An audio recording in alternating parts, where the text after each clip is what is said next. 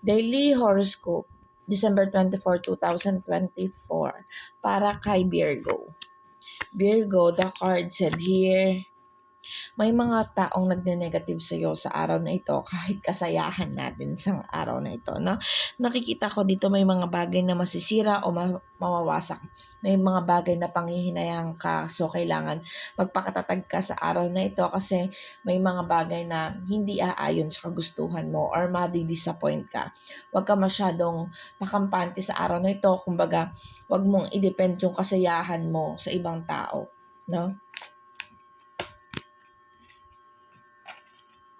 Punta tayo kay Cancer.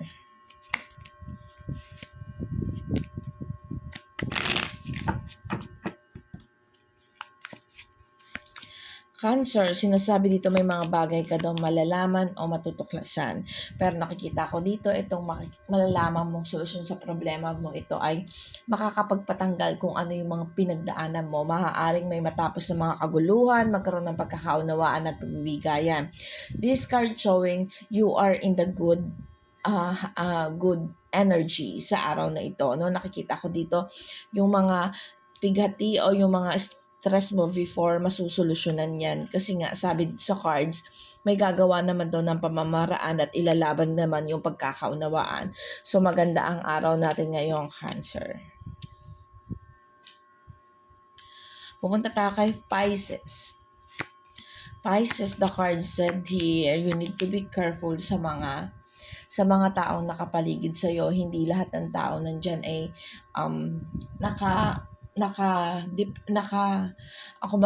nakaayon sa iyo Pisces. This card showing in judgment. So, ingat-ingat sa mga pagkakatiwalaan mo, sa mga pagkilos mo kasi may mga mata na nakatingin sa iyo. Maaari ka kasing mahusgahan sa araw na ito.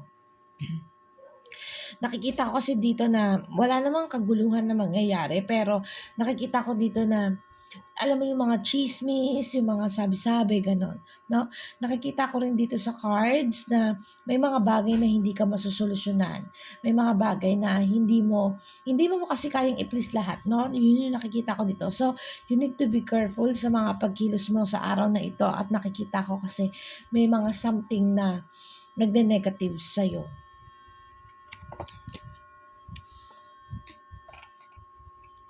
Punta tayo kay Gemini.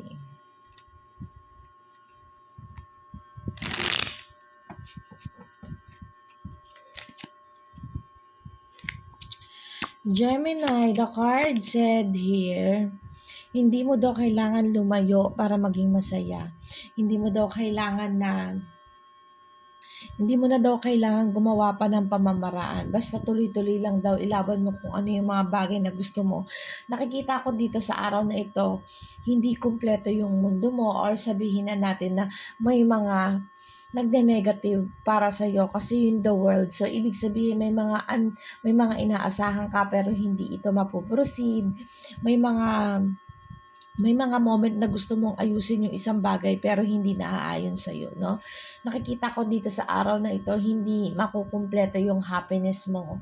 Although, this card showing na tuloy-tuloy lang, ilaban mo lang, wag kang susuko at nasa sayo ang happiness, wala sa ibang tao. Wag mong idepende sa ibang tao kung paano ka sasaya sa araw na ito.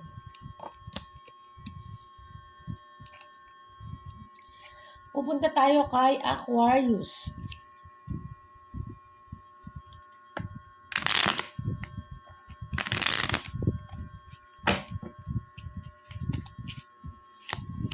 Aquarius, sabi dito, may mga paparating sa'yo. Sabi dito, you are still guided ni universe. May mga nasolusyonan kang problema, Aquarius, but still, sabi dito sa cards, you need to be careful sa mga kaguluhan, no? Sa mga problemang paparating at medyo hinay-hinay tayo sa mga bibitawan natin salita kasi yung conflict nandito, no? Yung kaguluhan, yung awayan nandito. So, kailangan maging moderate tayo sa araw na ito. Huwag tayo masyadong pakampante sa mga ibang tao. Baka yung mga sasabihin natin magdulot ng kaguluhan sa iyo, no? Be careful sa araw na ito. Although nakita ko naman na maayos ka naman, kaya lang yung conflict talaga, yung humahabol o talagang Yung problema talaga sadyang hinahabol ka. Ayos. Pupunta tayo kay Aries. Aries, the card said here, bumabaliktad ang mundo ni Aries. Nakikita ko dito yung lungkot or yung pain. Sa araw na ito, kailangan mag-focus ka muna sa sarili mo. Then nakikita ko dito kasi nagne-negative ang mundo mo. So, ibig sabihin, maaaring ma-disappoint tayo sa mga taong nakapaligid sa atin. Maaaring may mga nagne-negative para sa atin. But this card showing, pahalagahan mo yung sarili mo at bigyan mo ng distansya sa mga taong nakapaligid sa iyo sa araw na ito. Kasi nakikita ko dito yung unhappiness, yung world mo. Kumbaga, hindi mo kasi ine-expect yung mga bagay-bagay na mangyayari sa araw na ito. Pero, you need to be brave.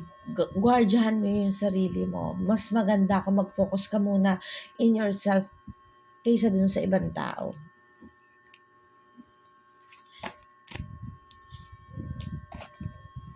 Pupunta tayo kay Scorpio.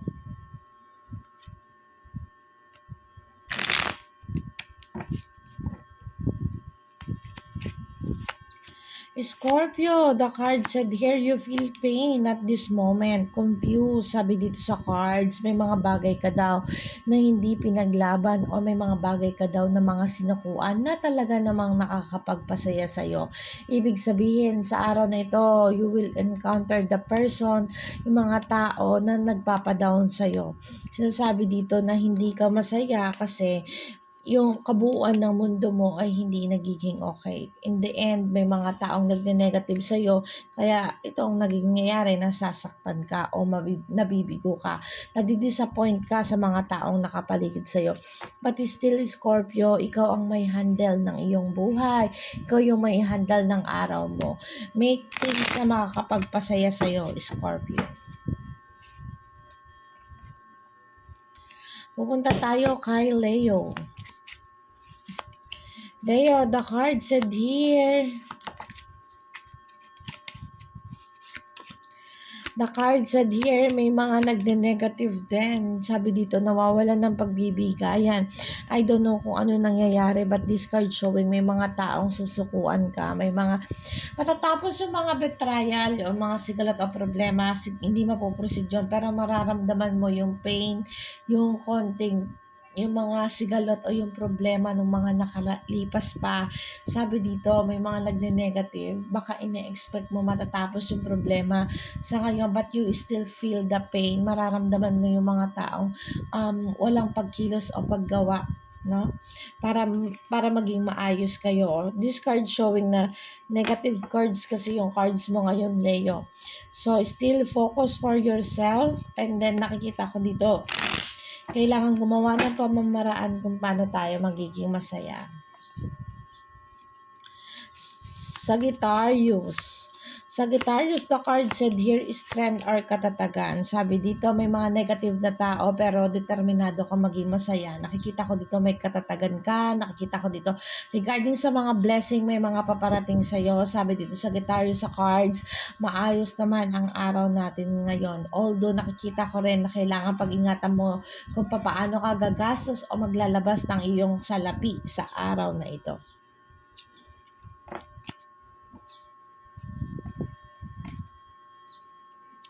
Libra,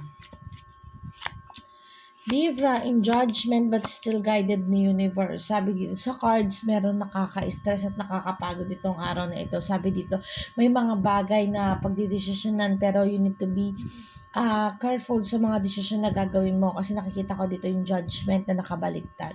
Kung ano yung mga binabalak mo, pag-isipan mo mabuti. Nakikita ko dito na may mga taong hindi makikipag-cooperate sa'yo but still you are guided ni universe. Huwag kang mag-alala, nasa right path ka, kaso nga lang kung may mga ina-expect ka na tutulong sa'yo, may mga expect ka na gagawa ng pamamaraan para sa'yo, this card showing, huwag mo silang asahan sa araw na ito.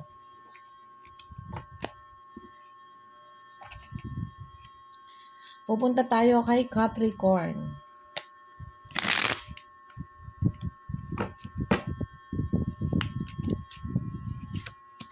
Capricorn, sabi dito, may mga maling gawa daw. This card showing may mga negative person itong mga nakaraan. Ibig sabihin, you feel unwanted, you feel na may mali, may mga maling gawa, Capricorn. But this card showing, wag ka mag-alala, matatapos din yun at gagawa rin naman ng pamamaraan yung mga taong nakapanakit sa iyo para ma-please or maiayos kung ano yung kaguluhan na meron kayong kinakaharap. Sabi dito, mahirap man yung pinagdadaanan mo sa araw-araw o ng mga nakaraang araw, but this time things will gonna be okay. Sabi dito, maaayos din yan, things will gonna be fruitful. Mahirap man daw pero magbubunga daw ng maganda ang araw na ito para sa iyo.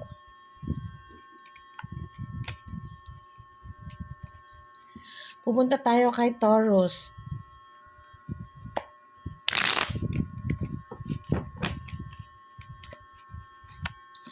Taurus, victory ito. Things will gonna be okay. Sabi dito, may mga uncelebrations lang ng konti kasi nakikita ko dito, may mga hindi kikilos ng tama or may mga nagde-negative pa rin. But this card showing hindi mo naman masyadong iindahin itong mga bagay na ito. Yung mga taong na nagde-negative still things will gonna be okay. Mahirap man daw maging okay or mahirap man daw yung mga bagay na ginagawa mo. Sabi dito, magpo-fruitful naman, magiging maayos pa rin naman daw ang araw mo sa ngayon, Taurus. Now, this card showing victory and then this card showing na may konting hirap man but things will gonna be okay. Things will gonna be fruitful for you. Sabi dito sa cards, no? At ito po ang aking daily horoscope. Salamat po sa mga sumusubaybay. Paalala po, ito ay gabay lamang. Merry Christmas, everyone!